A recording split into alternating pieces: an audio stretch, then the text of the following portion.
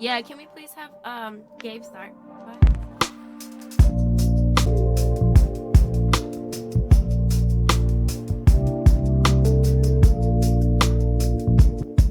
What if the most iconic breakup anthem in R&B history was never meant to exist? What if one of the most quoted, most referenced, most beloved songs about cutting off a deadbeat man was completely improvised on stage in front of hundreds of people? Erykah Badu's Tyrone isn't just a song. It's a cultural moment that happened by accident, sparked decades of debate, and became so powerful that Badu herself has called it an ex-boyfriend who won't stop following her around. For over 25 years, fans have speculated about who Tyrone really was. Was it about André 3000? Was it about some mystery man from Dallas? Was Erykah Badu really that petty? Or was she speaking for every woman who ever had to tell a grown man to get his life together? The truth is far more surprising than anyone imagined. This isn't a story about revenge or heartbreak. It's about a freestyle that captured something so real, so raw, that it changed music forever. But here's what most people don't know. The song that made Erykah Badu a household name, the track that defined her career more than any Grammy-winning single, almost didn't happen at all. And when you learn the real story behind how it came together, who it was actually about, and the controversies that followed, you'll never hear "But You Can't Use My Phone" the same way again. This is the untold story of Tyrone.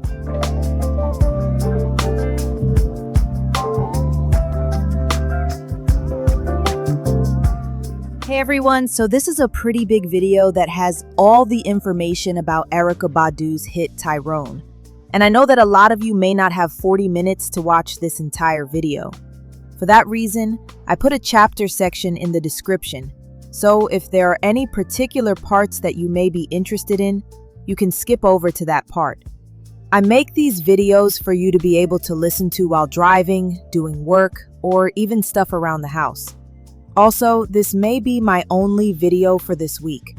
It takes a lot of work for me to create these videos, and they aren't getting many views right now. Look, that's just how it goes. But I will keep making positive content about the music I love, and I'm sure it will get better over time. In the meanwhile, it would help me out so much if you please definitely hit the like button.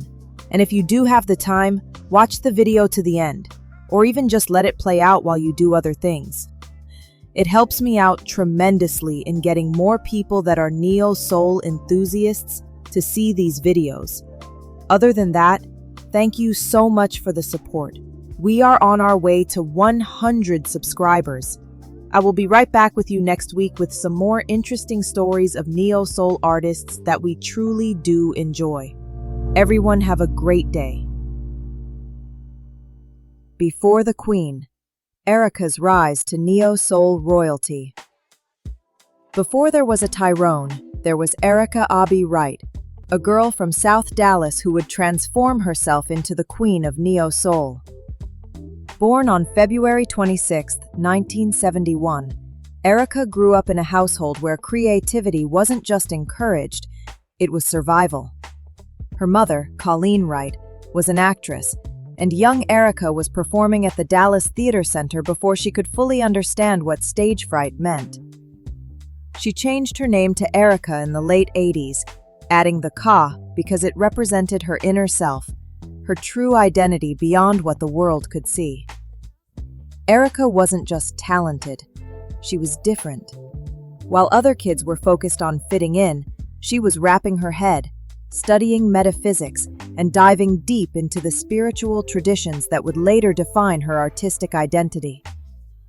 She attended Booker T. Washington High School for the Performing and Visual Arts in Dallas, the same school that produced Norah Jones and Roy Hargrove.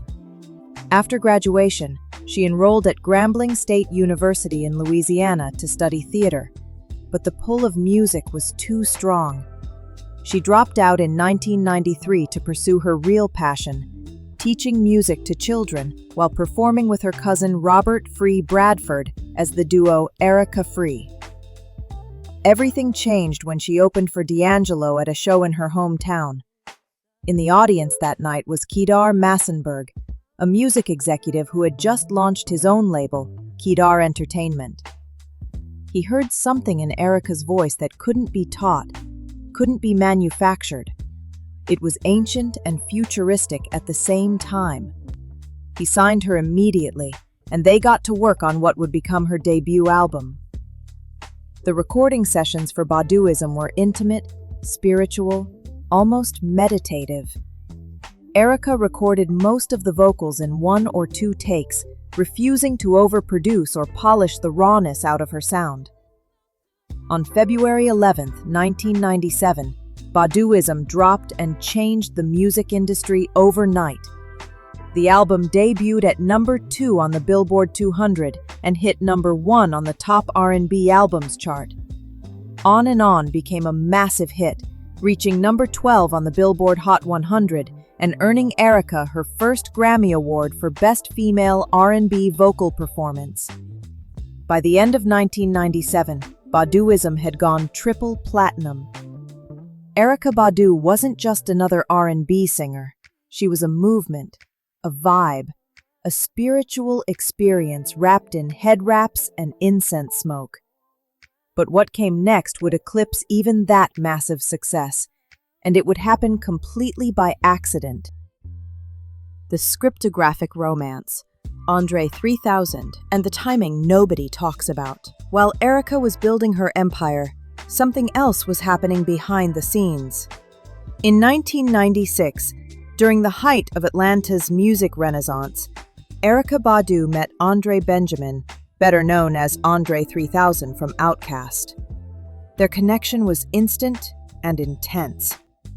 André was at the peak of his creative powers, and Erykah was this mysterious force from Dallas who seemed to exist on a different frequency. They didn't just fall in love, they became obsessed with each other's minds, their artistry, their spiritual evolution. By early 1997, Erykah discovered she was pregnant. Their son, Seven Sirius Benjamin, would be born on November 18, 1997, but the pregnancy happened right in the middle of Erykah's explosive rise to fame.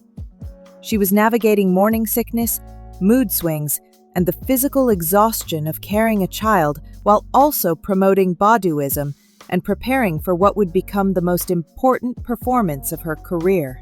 André was supportive, loving, and completely invested in their future together. This wasn't some casual fling or toxic relationship. By all accounts, they were deeply in love. But here's where the timing gets crucial. In November 1997, Erykah was several months pregnant when she recorded her live album, simply titled Live, at the Bomb Factory in Dallas. This wasn't just any concert. It was a homecoming, a celebration, a moment where she could perform for the people who knew her before the fame. She was glowing, powerful, and completely in her element. The energy in the room was electric, and Erykah fed off it like a conductor channeling lightning. André and Erykah's relationship would eventually end in 1999, but during the recording of Live, they were still very much together. This detail matters because of what happened next. When fans heard Tyrone for the first time, many immediately assumed it was a diss track aimed at André 3000. The rumors spread like wildfire. Radio DJs speculated, magazines hinted at drama. Even Outkast fans started dissecting lyrics for clues.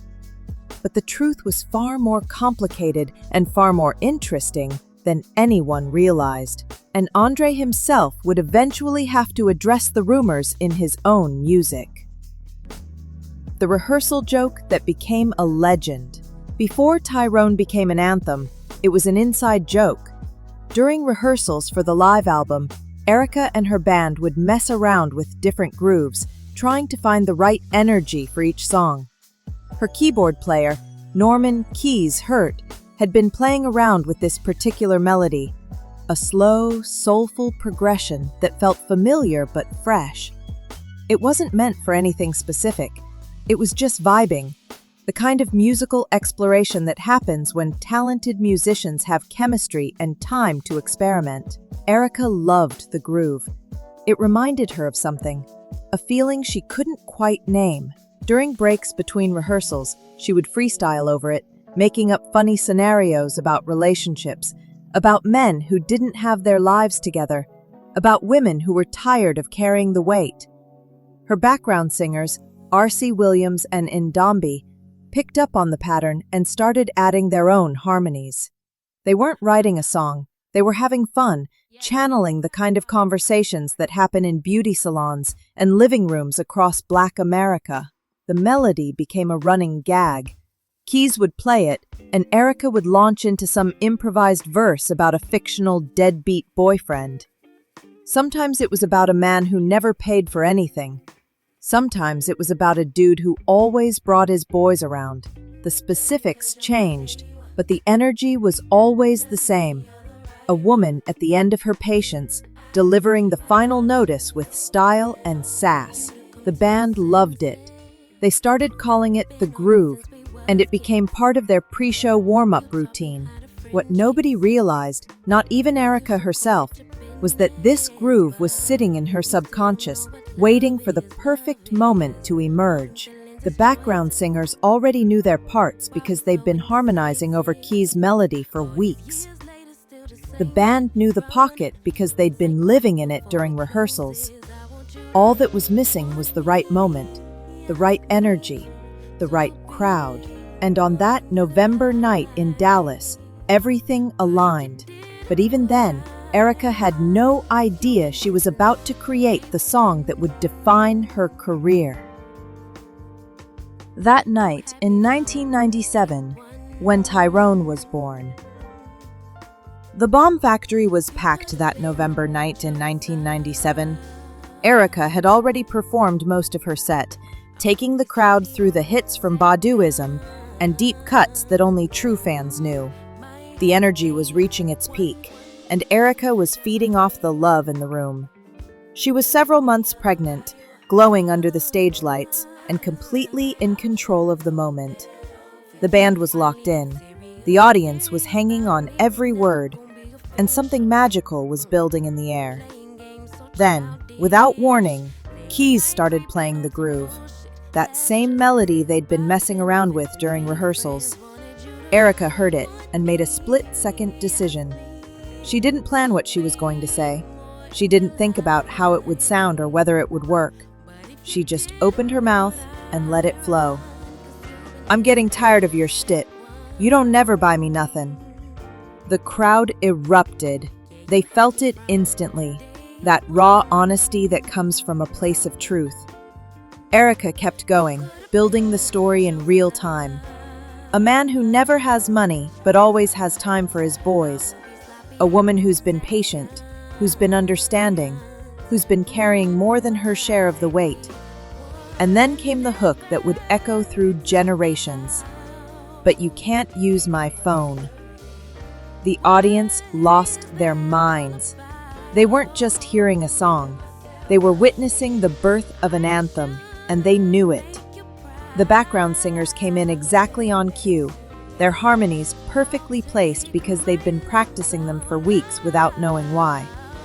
When Erykah got to the bridge and said, "You need to call Tyrone," she picked the name randomly. It could have been Michael, or Kevin, or Marcus, but Tyrone felt right in that moment. It had the perfect rhythm, the perfect sass, the perfect weight. The crowd sang it back to her instantly, like they'd known the song their whole lives. By the time she finished, the room was shaking with applause and laughter and recognition. Erykah had no idea what she'd just created, but the audience did. They'd just witnessed history being made from absolutely nothing. The next day, bootleg recordings of Tyrone started circulating. Radio DJs got their hands on the track and started playing it immediately, even though it wasn't an official single. Phone lines lit up with requests. Women called in sharing their own Tyrone stories. The song was spreading like wildfire, and Erykah's label hadn't even planned to release it. That's the power of something real, something that captures a universal truth.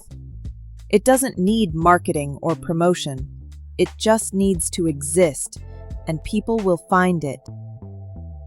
The real inspiration: family secrets and Southern women. Years later, Erykah would finally reveal the real story behind Tyrone, and it had nothing to do with any specific man in her life. In interviews, she explained that the song was her homage to Black Southern women, specifically her aunts and the women in her family. Growing up in Dallas, she'd watched how the women in her community would talk about relationships, how they'd support each other, and how they'd call out men's behavior with humor, sass, and unshakable standards. Erykah would imitate her aunts with her sister, practicing the way they'd fuss and talk about a guy who wasn't acting right. It wasn't mean-spirited, it was self-respect wrapped in Southern hospitality. These women knew their worth, and they weren't afraid to speak up when a man wasn't meeting the standard. They'd say things like, "Baby, you better call somebody because I'm done," or, "If he wants to act like that, he can go be with his friends." It was a cultural tradition, passed down through generations of women who refused to settle. The song was about that specific energy, that particular way of delivering truth with style. Erykah wasn't writing about a real relationship or a real breakup. She was channeling the collective voice of every Black woman who'd ever had to tell a man to get himself together. It was social commentary dressed up as a breakup song. Feminist theory delivered through Southern slang, and it resonated because every woman, regardless of race or background, had experienced some version of what Erykah was describing. But here's what made Tyrone so powerful. It wasn't angry or bitter. It was matter-of-fact, almost cheerful. Erykah delivered lines about a man's inadequacy with the same energy someone might use to discuss the weather. That contrast, that refusal to give the situation more emotional weight than it deserved, was revolutionary. Women had been singing sad breakup songs forever, but Tyrone said something different. "I'm not crying over you. I'm just done. Call your friend and get your stuff." The casualness of it was the point. You weren't worth the drama, so I'm not giving you any. This revelation changed how people understood the song. It wasn't petty or vindictive. It was celebration, empowerment, and cultural preservation all wrapped into one improvised performance. Erykah had taken something from her childhood, something she'd observed in the women who raised her, and turned it into art that would outlive all of them. And she did it completely off the top of her head, in front of a live audience while several months pregnant. That's the genius of Erykah Badu. The André 3000 rumors, setting the record straight. Despite Erykah's explanations about the song's real inspiration, the rumors about André 3000 never completely died. Fans wanted drama. They wanted beef. They wanted to believe that one of hip-hop's most beloved couples had imploded, and Tyrone was the smoking gun. Radio DJs fueled the speculation. Music journalists wrote think pieces about the timing. Even casual listeners assumed there had to be some connection between the song and André, especially since their relationship would eventually end. André himself had to address it. On Outkast's 1998 album Aquemini, he included a song called A Life in the Day of Benjamin André, Incomplete. In it, he rapped about his relationship with Erykah and their son Seven, making it clear that, despite the rumors, they were in a good place. He referenced the speculation about Tyrone without directly naming the song, essentially telling fans to mind their business. His lyrics painted a picture of two artists trying to navigate love, fame, and parenthood while the world watched and judged every move they made. The actual timeline proves the rumors were false. When Erykah performed Tyrone in November 1997, she was pregnant with André's child, and they were still very much together. Their relationship didn't end until 1999, nearly 2 years later. If the song had been about him, why would she have performed it while carrying his baby? Why would he have supported her career and attended her shows?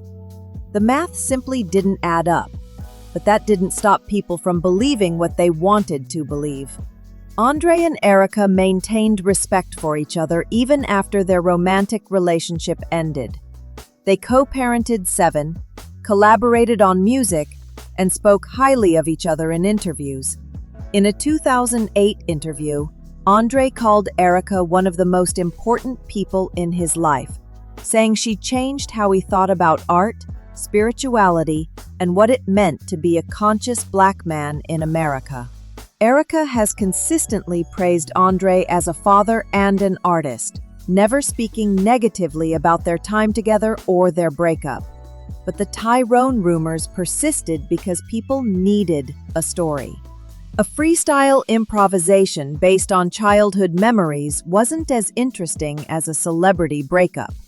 A cultural homage to Southern Black women didn't have the same gossip appeal as a diss track. So fans held on to the narrative they preferred, even when both Erykah and André tried to set the record straight. It became a perfect example of how the public creates narratives about artists' lives, regardless of the actual truth. And in some ways, those false narratives became part of Tyrone's legacy, adding another layer to its cultural impact.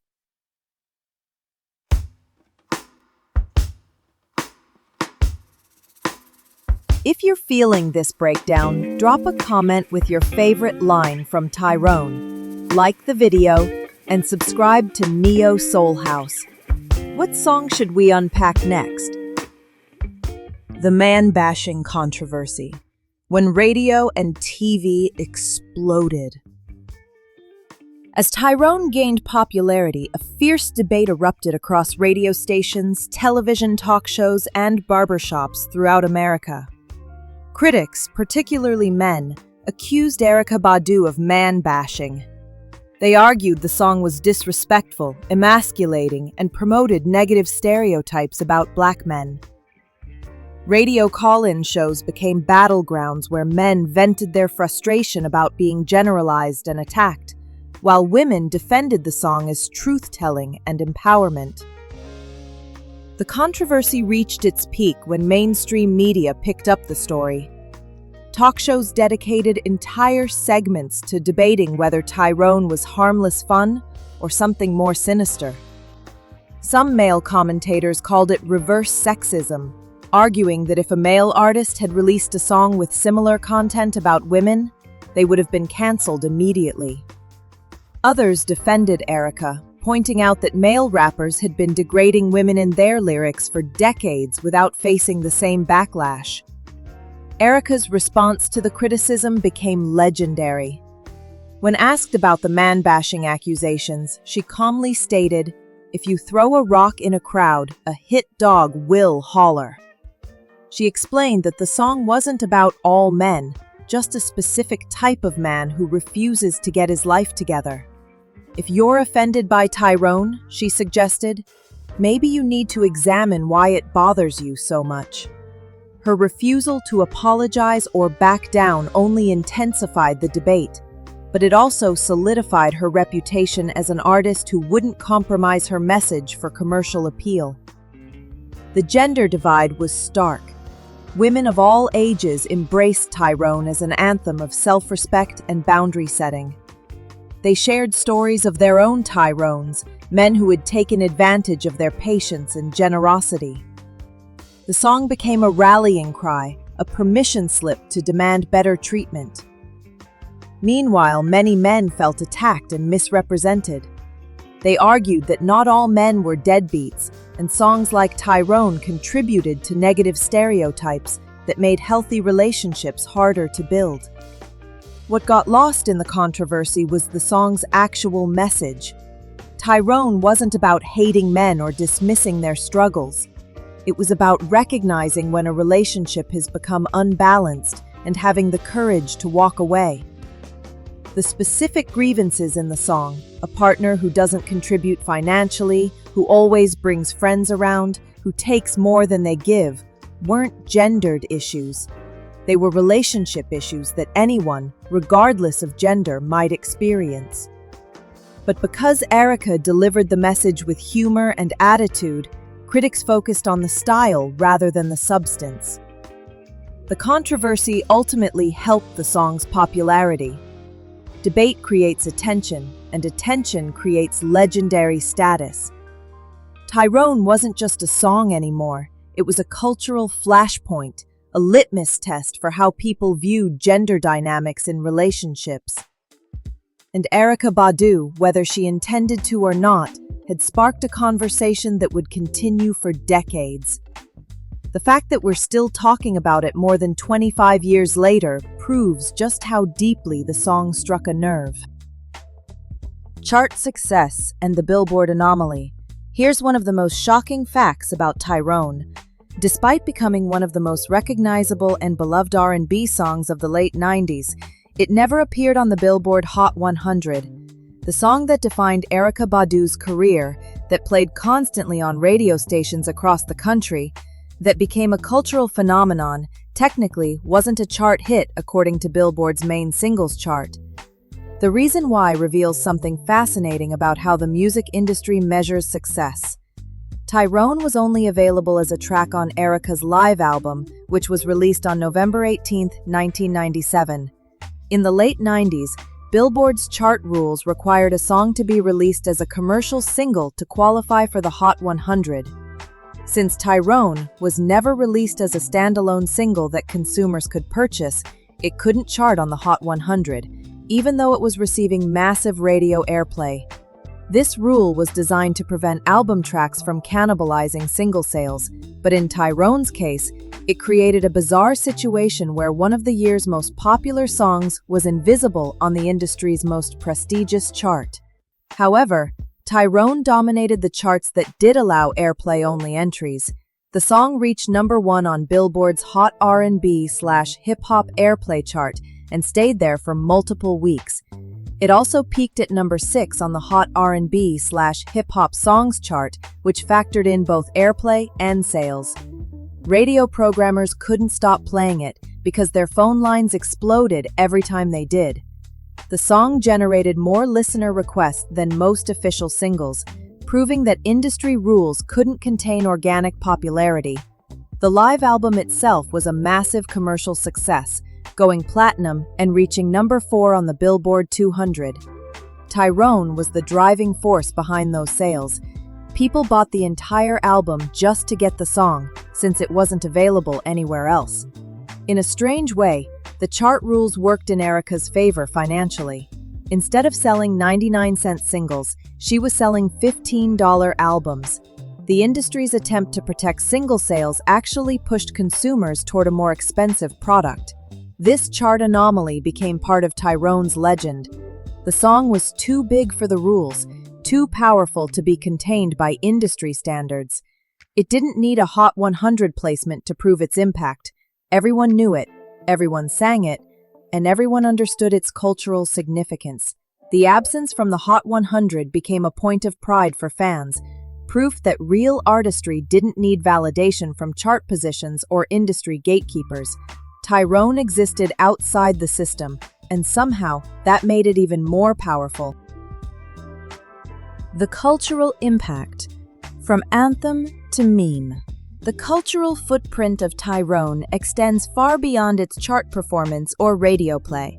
The song embedded itself into the DNA of Black American culture, becoming shorthand for cutting off toxic people and demanding better treatment. You could reference Tyrone in conversation, and everyone immediately understood what you meant. Better Call Tyrone became a catchphrase, a cultural code that needed no explanation. It transcended music and became language itself. Hollywood recognized the song's power quickly. In 2000, the comedy film Next Friday featured Tyrone prominently. using it in a scene that perfectly captured the song's humor and attitude. The placement introduced the song to audiences who might not have heard it otherwise, expanding its reach beyond R&B radio into mainstream pop culture. Other films and television shows would follow, each using Tyrone to convey a specific mood, a woman who's done playing games. Other artists couldn't resist referencing Tyrone in their own music. Beyoncé referenced it in her performances and interviews, acknowledging its influence on her own approach to songs about female empowerment. R. Kelly sampled the energy in his music. The girl group 3LW released No More, Baby I'ma Do Right, which borrowed heavily from Tyrone's structure and message. The song became a template, a blueprint for how to tell a man to step up or step aside. Social media gave Tyrone new life in the 2010s and 2020s. The song became a meme, with users posting clips of Erykah's performance alongside captions about cutting off toxic friends, quitting bad jobs, or leaving situations that no longer served them. The message expanded beyond romantic relationships. "But you can't use my phone" became a universal expression of boundaries, applicable to any scenario where someone was taking advantage. Gen Z discovered the song through TikTok and embraced it with the same enthusiasm as their parents' generation. Perhaps the most lasting impact was on men actually named Tyrone. For over 2 decades, guys with that name have had to deal with jokes, references, and assumptions. Some embraced it with humor, while others grew tired of the constant ribbing. The name itself became associated with a certain type of man, unfairly pigeonholed by a freestyle that could have just as easily been called Marcus or Kevin. But that's the power of a truly iconic song. It doesn't just affect the people who hear it. It changes the meaning of words, names, and entire concepts. They cloned Tyrone, the 2023 resurrection. In 2023, 26 years after that spontaneous performance at the Bomb Factory, Tyrone experienced a major resurrection. Netflix was producing a sci-fi comedy thriller called They Cloned Tyrone, starring John Boyega, Teyonah Parris, and Jamie Foxx. The filmmakers knew they needed Erykah Badu's blessing, and more importantly, they needed her to perform the song for the film. When they approached her, she immediately understood the assignment. As she put it in interviews, "You want me to Berenstain Bears it?" referencing the Mandela effect phenomenon where people remember things differently than they actually happened. The challenge was significant. Erykah was now in her early 50s, decades removed from the 26-year-old woman who had improvised the song while pregnant.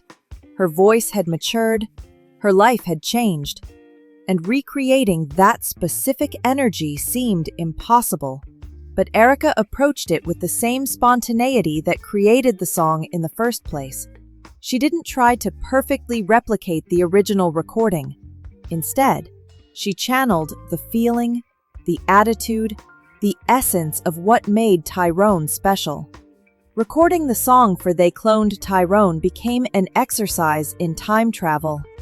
Erykah had to tap into her younger self, remembering not just how she sounded, but how she felt that night in Dallas. The rawness, the humor, the casual dismissal of a man who wasn't worth the emotional energy. She had to balance nostalgia with present-day authenticity, giving longtime fans the version they remembered, while introducing the song to a new generation who might be hearing it for the first time. The film's soundtrack placement was perfect. They Cloned Tyrone used Tyrone not just as background music, but as a thematic element, connecting the song's message about cutting off what no longer serves you to the film's exploration of breaking free from systemic control. The movie became a surprise hit, and Tyrone found a whole new audience. Young viewers who weren't even born when the original was recorded discovered it through Netflix and immediately understood its power. This resurrection proved something crucial. Great art is timeless. Tyrone didn't feel dated or stuck in the 90s. It felt as relevant in 2023 as it did in 1997, because the issues it addressed, boundaries, self-respect, refusing to settle, are eternal. The Netflix exposure led to streaming numbers for Tyrone spiking dramatically. Playlists featured it alongside contemporary artists. The song that was born from a freestyle had become immortal, existing outside of time, genre, or generation. The untold drama, controversies that nearly overshadowed her legacy. While Tyrone secured Erykah's place in music history, her career hasn't been without serious controversies that threaten to overshadow her artistic achievements. In 2018, she gave an interview to Vulture magazine where she made comments defending Bill Cosby and R. Kelly that shocked fans and critics alike. When discussing R. Kelly's accusers, Erykah said she saw good in him and suggested that the young women had some agency in their situations. The backlash was immediate and severe. Social media erupted with disappointment and anger. How could the queen of neo-soul, a woman whose music championed female empowerment, defend men accused of sexual abuse? Think pieces questioned whether we could separate the artist from their problematic views.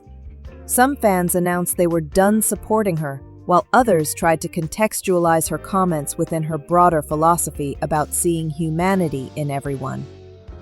Erykah later clarified that she wasn't defending the actions, but was speaking from a perspective of universal empathy, though many felt the clarification fell short.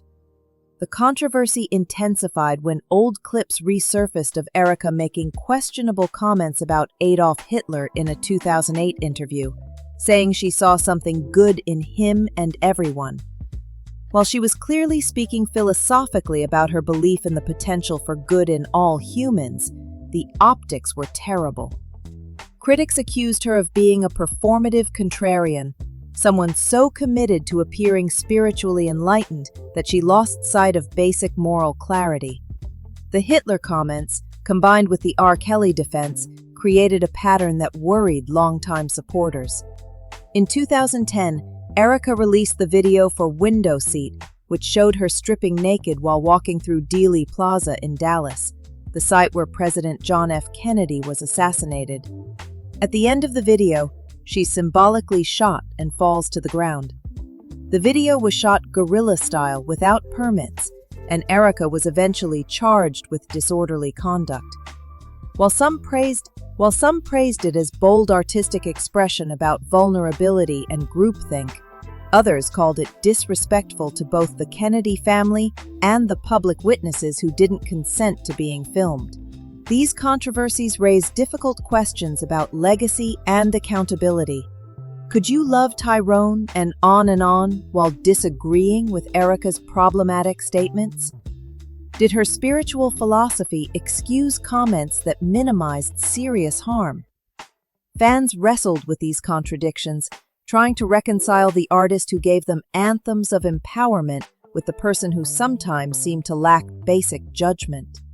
Some concluded that complexity was part of being human, that Erykah could be both brilliant and flawed. Others felt betrayed and walked away entirely. What's undeniable is that these controversies affected Erykah's mainstream appeal and commercial prospects. While she maintained a dedicated fan base, the broader public became more cautious about celebrating her. Award shows were less likely to honor her.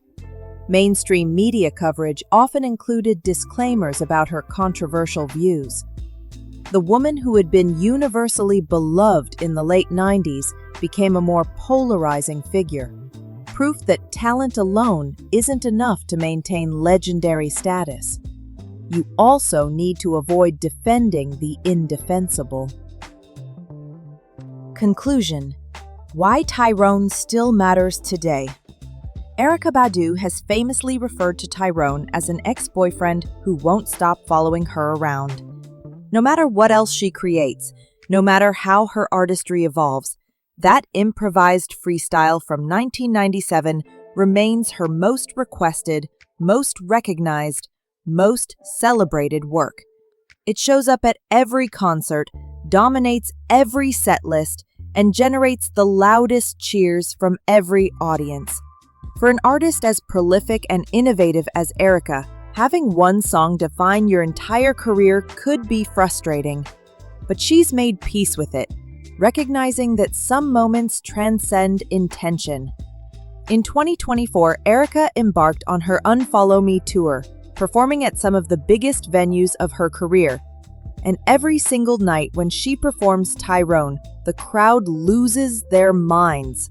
3 generations of fans sing every word, from people who heard it first on the radio in 1997 to teenagers who discovered it on TikTok. The song bridges age gaps, cultural divides, and musical preferences. It's become bigger than Erykah herself, a piece of shared cultural heritage that belongs to everyone who's ever had to cut someone off. What makes Tyrone eternal is its simplicity and universality. The message isn't complicated or obscure. It's painfully straightforward. Know your worth and don't accept less. That message resonates in every era, every culture, every relationship dynamic. Whether you're dealing with a romantic partner who won't contribute, a friend who only calls when they need something, or a job that takes more than it gives, Tyrone provides the soundtrack for your exit. It gives you permission to prioritize yourself without guilt or apology. The song also represents something increasingly rare in modern music: spontaneity and authenticity. In an era of focus groups, algorithm optimization, and carefully calculated releases, Tyrone reminds us that the most powerful art often comes from unfiltered expression. Erykah didn't workshop the lyrics or test them with audiences. She didn't overthink the message or worry about offending people. She just opened her mouth and let truth flow out. And that rawness is what people connected with. It's a lesson for every artist trying to manufacture viral moments. You can't fake authenticity. Looking back at the journey of Tyrone, from inside joke to cultural phenomenon to Netflix soundtrack, the song's legacy is secure. It will outlive trends, controversies, and even Erykah herself. Future generations will discover it and feel the same recognition, the same empowerment, the same satisfaction that audiences felt at the Bomb Factory in 1997. And they'll call Tyrone, whoever their Tyrone might be, and get on with their lives. Erykah Badu created something far more valuable than a hit song. She created a cultural artifact that captures a specific moment while somehow remaining timeless. She channeled the voices of her aunts, Southern Black women, and every person who's ever had to set a boundary. She did it while pregnant, on stage, completely improvised, and the result was perfection.